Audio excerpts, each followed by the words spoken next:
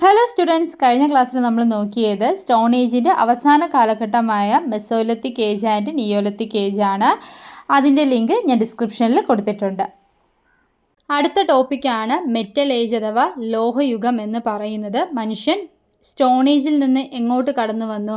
Metal ഏജിലേക്ക്, ലോഹയുഗത്തിലേക്ക് കടന്നു വന്നിട്ടുണ്ട്. അപ്പോൾ ഈ ഒരു മെറ്റൽ ഏജ് പ്രധാനമായും കാണിക്കുന്നത് സാങ്കേതിക വിദ്യയിൽ, അതായത് ടെക്നോളജിയിൽ നമ്മുടെ പൂർവികർ അല്ലെങ്കിൽ മനുഷ്യർ കൈവരിച്ച പുരോഗതിയാണ് ശരിക്കും ഈ ഒരു മെറ്റൽ ഏജ് കാണിച്ചു തരുന്നത്.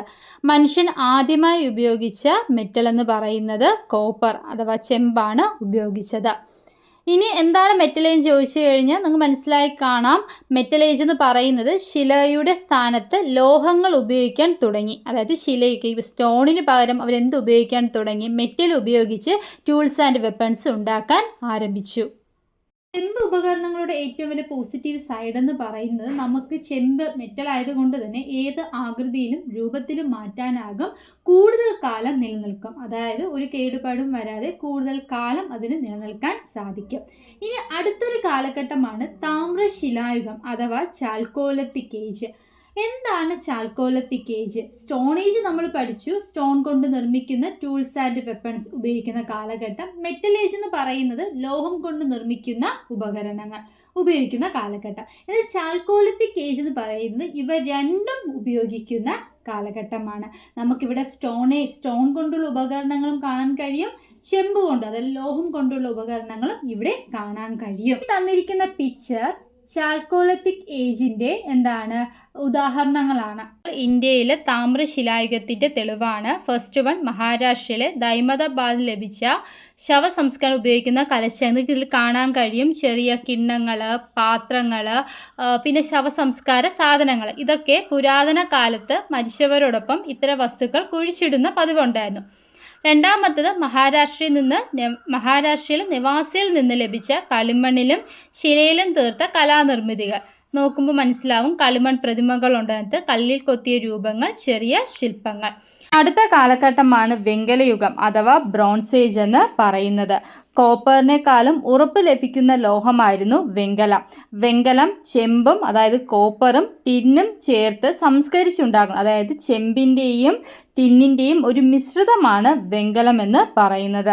വെങ്കലയുഗം സമൂഹത്തിൽ ഒരുപാട് മാറ്റങ്ങൾ കൊണ്ടുവന്നു. കോപ്പറിനേക്കാളും ഉറപ്പുള്ള ലോഹമായിരുന്നു വെങ്കലം. ഈ ഒരു കാലഘട്ടത്തിൽ ജനങ്ങൾ എന്ത് ചെയ്തു? ഒരു സ്ഥലത്ത് ഒരുമിച്ച് തിങ്ങിപ്പാർക്കുവാൻ അല്ലെങ്കിൽ ഒരുമിച്ച് താമസിക്കുവാൻ ആരംഭിച്ചു. അപ്പോൾ ഇങ്ങനെ താമസിക്കുന്ന ജനങ്ങൾ പകുതിയിൽ പേരും എന്ത് ചെയ്തു? കൃഷിക്ക് പുറമേ മറ്റു പല ഉപജീവന മാർഗം കണ്ടെത്തി. അതായത് അവർ വ്യാപാരത്തിന്, കൈത്തൊഴിലുകൾ, കരകൗശല പ്രവർത്തനങ്ങൾക്കൊക്കെ ഇമ്പോർട്ടൻസ് നൽകി.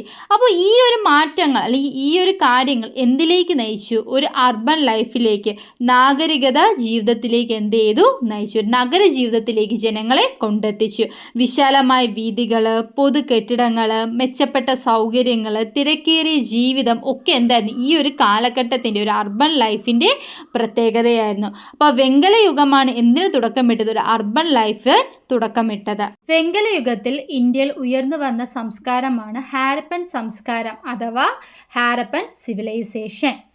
ഈ സംസ്കാരത്തെ ഏറ്റവും വലിയ പ്രത്യേകത എന്ന് പറയുന്നത് ഇവരുടെ നഗരങ്ങളുടെ നിർമ്മിതി തന്നെയാണ്. പ്രധാനപ്പെട്ട നഗരങ്ങൾ ഹാരപ്പ, മോഹൻജുദാരോ, ലോഥൽ.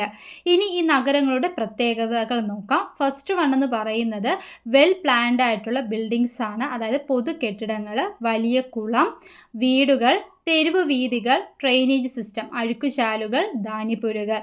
ഇതിന് പുറമേ ആയിട്ട് പലതരത്തിലുള്ള കൈത്തൊഴിലുകളും കച്ചവടങ്ങളും ഇവിടെ ജനങ്ങൾ ചെയ്തിട്ടുണ്ട്. അതായത് ട്രേഡിനും ക്രാഫ്റ്റും ഒരുപാട് ഇമ്പോർട്ടൻസ് നൽകിയിട്ടുണ്ട്. ഈ പ്രത്യേകതകൾ കൊണ്ട് തന്നെ ഈ ഒരു ഹാരപ്പൻ സംസ്കാരത്തെ ഇന്ത്യൻ ചരിത്രത്തിലെ ഒന്നാം നഗരവൽക്കരണം എന്ന് വിശേഷിപ്പിക്കുന്നത്. അതായത് ഫസ്റ്റ് അർബനൈസേഷൻ എന്നാണ് എന്തറിയപ്പെടുന്നത്? ഹാരപ്പൻ സംസ്കാരം അറിയാതെ ഹാരപ്പൻ സിവിലൈസേഷൻ അറിയപ്പെടുന്നത്. അടുത്ത കാലഘട്ടമാണ് വേദകാലം, അതായത് വേദിക് ഏജ്. ഹാരപ്പൻ സംസ്കാര തകർച്ചയോടുകൂടി ഉയർന്നു വന്ന മറ്റൊരു കാലഘട്ടമാണ് വേദിക് ഏജ് അഥവാ വേദകാലം. ഈ ഒരു കാലഘട്ടത്തിന് തുടക്കം കുറിച്ചത് സപ്തസിന്ധു പ്രദേശത്തേക്കുള്ള ആര്യന്മാരുടെ കടന്നുവരവാണ്. ഈ സപ്തസിന്ധു പ്രദേശം എന്ന് പറയുന്നത് സിന്ധു നദിയും അതിൻ്റെ പോഷക നദികളും ചേരുന്ന പ്രദേശമാണ്. ഇനി ആരാണ് ആര്യന്മാർ? ഇന്ത്യയിൽ പുരാതന കാലത്ത് ഇന്ത്യയിലെത്തിയ ഒരു ജനവിഭാഗമായിരുന്നു അവരെന്ന് പറയുന്നത്. ഇവരെന്ത് ചെയ്തു? മതഗ്രന്ഥങ്ങൾ രചിച്ചു. അതായത് ഇവരുടെ വിശ്വാസ ബന്ധപ്പെട്ട പുസ്തകങ്ങൾ എഴുതി. ഈ ഒരു പുസ്തകങ്ങളെ വേദങ്ങൾ എന്നറിയപ്പെട്ടു. അപ്പോൾ ഇതിൽ നിന്നാണ് നമുക്ക് ആര്യന്മാരെ കുറിച്ച് അറിയാൻ കഴിഞ്ഞത്. അതുകൊണ്ട് തന്നെ ആര്യന്മാർ ജീവിച്ചിരുന്ന കാലഘട്ടത്തെ വേദകാലം എന്ന് വിളിച്ചു. വേദകാലഘട്ടത്തെ രണ്ടായിട്ട് തിരിച്ചിട്ടുണ്ട്. ഏർലി വേദിക് പീരീഡും ലേറ്റർ വേദിക് പീരീഡ്, അഥവാ ആദ്യകാല വേദകാലം എന്നും പിൽക്കാല വേദകാലം. ഏർലി വേദിക് പീരീഡ് രചിച്ച വേദമാണ് ഋഗ്വേദ. ലേറ്റർ വേദിക് പീരീഡ് രചിച്ചവയാണ് Yajurveda, Samaveda, Atharvaveda. Early Vedic period, അതായത് ആദ്യകാല വേദകാലം, വളരെ ലളിതമായിരുന്നു. കാരണം ഈ ഒരു കാലഘട്ടത്തിൽ വേദകാലം സപ്തസിന്ധു പ്രദേശം വരെയാണ് വ്യാപിച്ചു കിടന്നിരുന്നത്. ഇടയ സമ്പദ് വ്യവസ്ഥയും അർത്ഥ നാടോടികളുമായിരുന്നു. ഏർലി വേദിക് പീരീഡ് സ്ത്രീകൾക്ക് ഒരുപാട് ഇമ്പോർട്ടൻസ് നൽകി. കാട് വെട്ടിത്തെളിച്ചും തീയിട്ടും അവർ കൃഷി ചെയ്തു. പിന്നെ കൂടാതെ തന്നെ ഒരുപാട് ഗോത്രങ്ങൾ, ട്രൈബൽ ഗ്രൂപ്പ്സ് ചേർന്നതായിരുന്നു ആദ്യകാല വേദകാല.